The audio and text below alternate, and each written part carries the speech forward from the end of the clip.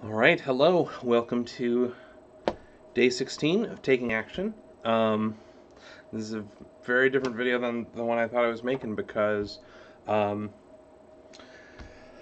many hours ago at this point, put my son to bed, and I I was feeling just so miserable and sick and tired that I decided to heck with everything on my Taking Action list. I'm going to go to bed, and I'm done. Um, And so I went and I laid down and I listened to a podcast for a bit while I was getting comfortable. And I tried to sleep and I couldn't sleep. And I got up and I went through my checklist and I've now gotten everything done. Because yeah, I mean, I had given up, so, why don't I go ahead and do it now?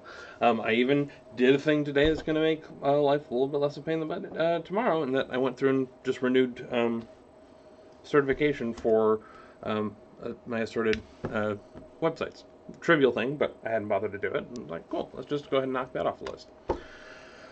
Um, I've been having just a rough week, and I don't really know exactly why. Um, I got done with work, and I just went and I laid down, and um, I was looking. I went and just laid down in bed, and my son came in and just hung out with me, and um, I didn't know that it was on my face, but I was looking at him and I was thinking about how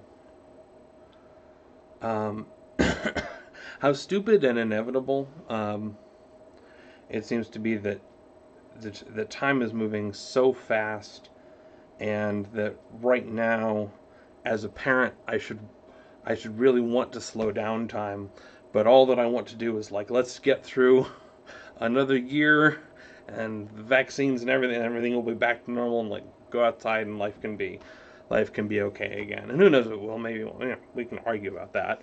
Um, or at least let's let's just race through the winter. It's been a whole year of really just saying, yeah, you know what? If you could go into a coma for a few months, I think there's probably a larger percentage of people who would opt for that now. That like, if I could just fast forward through this, that would be uh, a net positive. And how absurd it is now, like looking at um, my son, who's uh, I'm sure he's not particularly tall for his age, but looks incredibly tall to me um, anymore. And just that dichotomy of really wishing I could slow down time and also feeling like, man, that's just the situation right now is just so unbearable. Anyway, he saw me, I guess, processing these thoughts, um, and he said, what's wrong, Dad? And I said, well, buddy, I'm feeling a little sad. And he says, oh, I am sad too. And and then so he laid down next to me and was sad with me for a little bit. Um, he's a really good kid. And yeah, I don't know what's wrong. Um, this is this year, particularly the end of the year and the lack of sunlight and all of this, like it's been um, stressful and anxiety inducing and irritability inducing and troublesome for sleep and my weight and any number of different things. But I haven't really been sad or numb until very, very recently. Maybe maybe it's tainted vitamin D. It used to be like years ago when I wasn't taking vitamin D supplements that I would just get seasonal depression in the winter, and I was just all right. Well, I'll just expect to be morose. Now it just seems to be I don't know. Maybe I have sunlight resistant, and I mean it's not actual sunlight, so again, it's probably also some of that. Um, I do want to talk a little bit about the taking actions, because I think I have learned something that I'm putting in my bucket of earned wisdom, um, to something that I'm starting to really treasure. There are very few things in that bucket, um, but I like to I like to think of, like, here are things that I actually know from experience, and I'm not just taking secondhand. So, for example, like, I'm taking the idea that the uh, that the Earth is round secondhand. I have pretty good circumstantial experiential evidence, but I've not actually watched boats dip down over the horizon, off the coast, or any of the assorted ways that you can go ahead and demonstrate that to yourselves. Um, it, you know, there's I am anyway. But things, it feels like there's so much. I shouldn't have gone with flat Earth as an example, because that just stirs up a whole other weird sociological phenomenon. But I feel like there's so much now where, I try and examine my own opinions about things, and I realize, like, oh, I'm just parroting something that I heard and found convincing. Um, and we all do it, and maybe that's fine. But it's hard for me to distinguish between the things that, and I'm getting old enough now that I don't remember what the sources were. So I have secondhand opinions, and I don't even know where I got them from.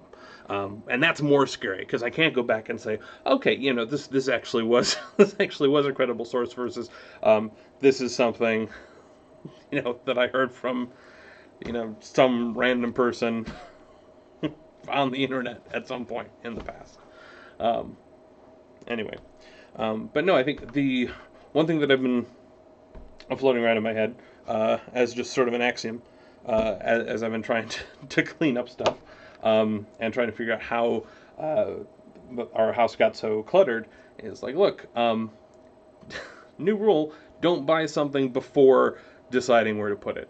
Like, but part of the challenge with cleaning stuff up, but there's so much stuff that I just have where, like, so I have like two different drill. Well, I have a drill and driver set, and then a separate drill, and I think I actually have, I have a concrete drill as well. Um, and I never specified a place where I was going to keep them. And so when I go ahead and clean them up, it really is like, oh, here's some shelf space. Let's put them there. Of course, it's not consistent. Blah. But, like, hey, let's adopt this as a new rule. Don't buy a thing until, like, decide where you're going to put it first. Make sure there is that space, and then buy the thing. And then you never have to worry that you're going to discover stuff in your house that you have no place for, because you already, like, by virtue of it being in your house, that's already a solved problem.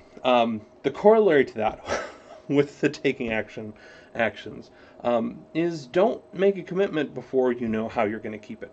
One of the things that I think was causing me a lot of, and I know has been causing me just dread at the end of the day, is that I put my son to bed, and I'm starting to feel tired, and I know that there are a whole bunch of actions on that list that I haven't gotten to yet, and now I've just got a big to-do list at the end of the day, when I don't I don't want to have a to-do list.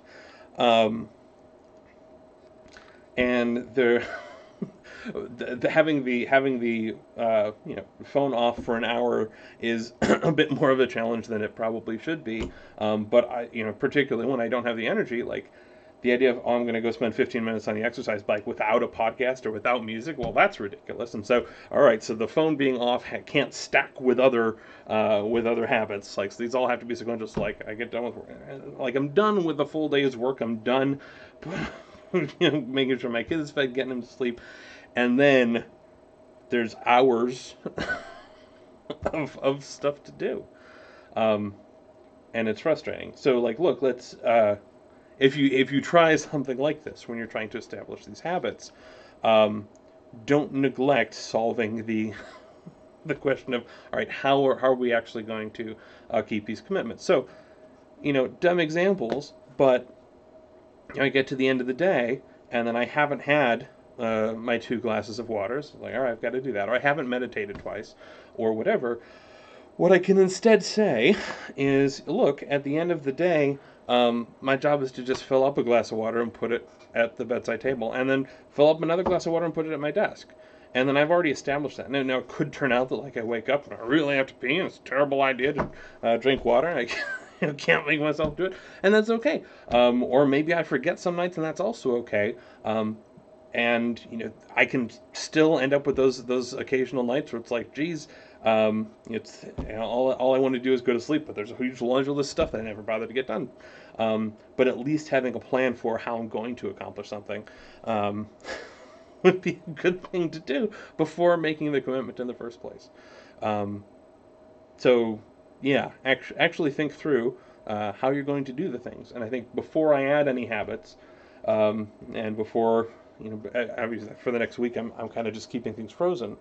And who knows? Could be that tomorrow I have another day like today, except I am able to sleep, and I've just said to heck with it, and nothing happens, and then we'll have the lovely experience of seeing if I can completely fall off the wagon and get back on. Good to see if I can recover. But when I do start evolving habits again, to not do that blindly, to not just say, look, I want to do this. I know I can brute force my way into getting it done, but I'm not going to establish any particular time or any particular plan. So yeah, just have a plan for how you're going to do the things that you want to do. This shouldn't be this yeah, this shouldn't be particularly insightful, but hey, for me, it's actual wisdom, because that's just the level that I'm operating on. Yeah, I think that's it for me. I'll go ahead and close things here. I hope you're all doing well. I have been reading everybody's comments. I don't always take the time to reply, because that also seems to it becomes work again, and I feel stressed out to think. It feels like, all right, it's another thing on my to-do list, and then I get stressed. I'm very bad with to-do lists. So yeah, we've been going for 12 minutes. I really, really, really love the idea of putting everything into a consolidated system, and I've done that a million different times. And then I don't want to open up the list. I don't.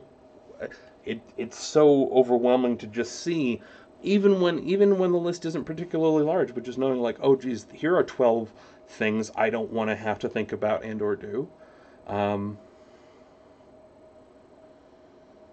And that's something I gotta solve for, because I don't think that's something I can just work around.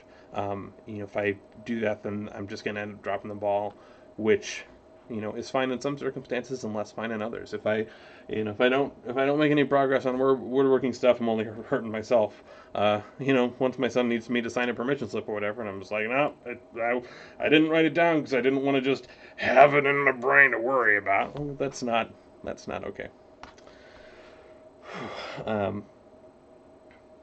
Yeah. I hope you're doing well, and I will speak with you next time. Cheers.